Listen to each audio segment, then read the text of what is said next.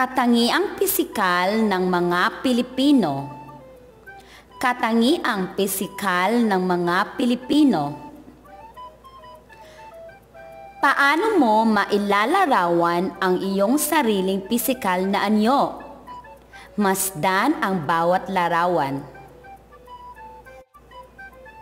Ang mga mata mo ba ay itim, asul, o tsokolate? Ang ilong mo ba ay sarat o pango? Matangos? O di gaanong matangos? Ang balat mo ba ay maitim, kayumanggi, o maputi? Ang labi mo ba ay makapal, manipis, o malaki? Ikaw ba ay pandak, katamtaman, o matangkad? Ang mga batang Pilipino ay nagkakaiba ng anyo dahil sa kanilang mga pinagmulang lahi.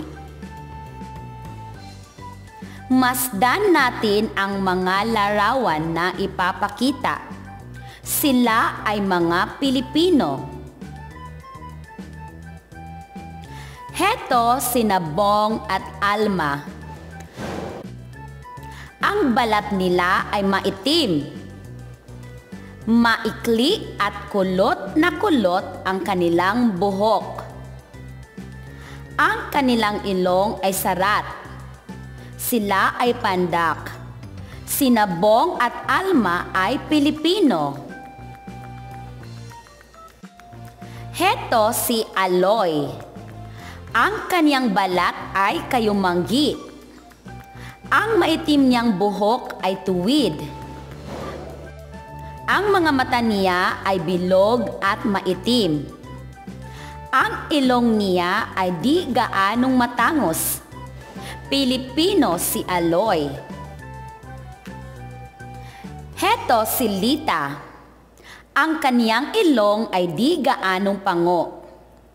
Ang kaniyang buhok ay maitim. Kulay itim ang kaniyang mga mata. Ang kaniyang taas ay katamtaman. Si Lita ay Pilipino. Heto si Alan. Ang kaniyang mga mata ay singkit. Di gaanong maitim ang kaniyang balat.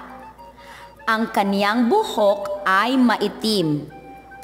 Ang kaniyang ilong ay pango. Si Alan ay Pilipino. Nagkakaiba ang anyo ng mga batang Pilipino dahil sa pinagmulang lahi o lipi. May maitim ang balat, may maputi, at may kayumanggi. May pango ang ilong, may matangos, at may di gaanong matangos. May manipis at may makapal na labi. May matangkad, may pandak, at may katamtaman ang taas.